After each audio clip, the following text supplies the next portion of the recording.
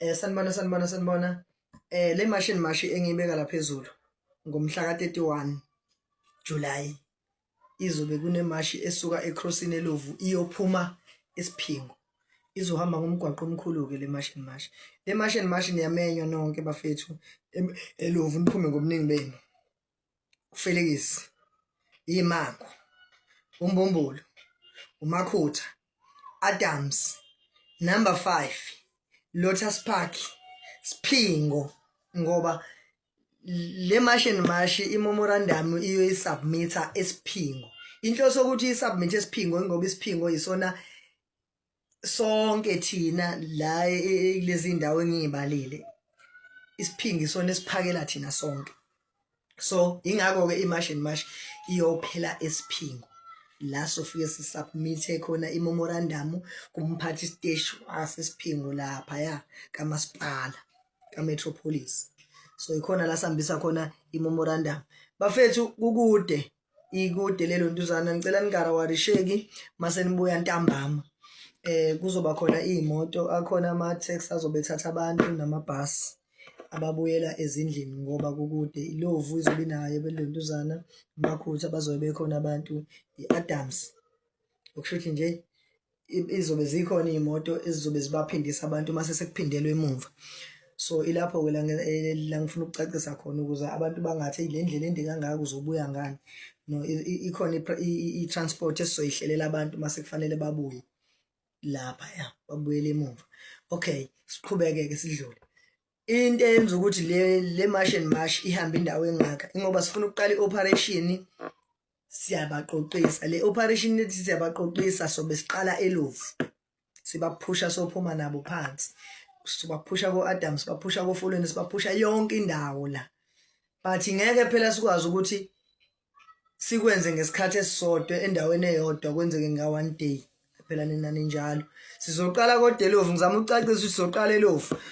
Sisehle njalo siye koAdams ke sobe sesibhanqa nembumbulu. Adams sobhanqa nembumbulu. Ifolo ke mhlambe sophusha lodwa ifolo. Kodwa ngifuna ukugxila kakhulu ke efolweni ngoba ngaze seqaleni kakhulu okwamanje. Ngoba efolweni sinohlelo la khona ngoba kuthanda ukuthi kanje. Okay. Kwehle njalo ke kuze ngokomthiyane kanje kofelekisi kuyophuma phansi ko number 5.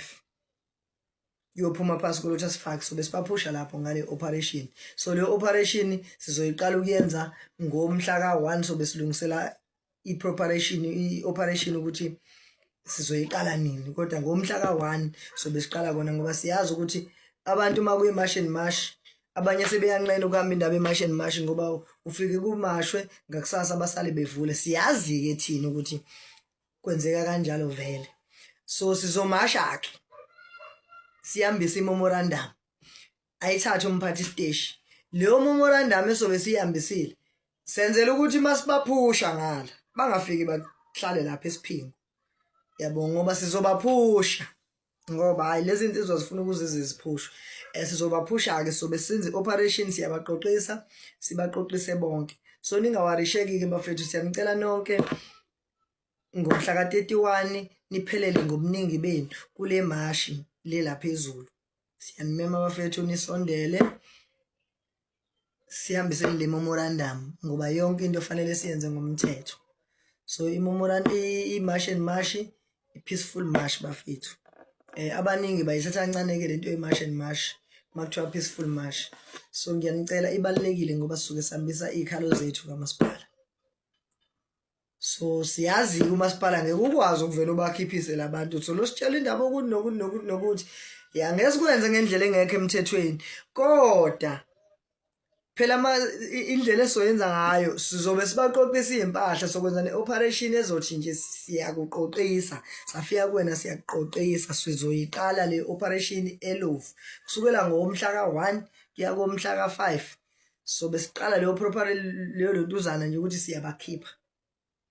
So kubalekile ukuthi siqale sihambise le mashi ukuze sibakhiphe. Yabo. So ngiyacela kakhulu bafethu ukuthi nibe khona kule mashi. Ngiyabonga.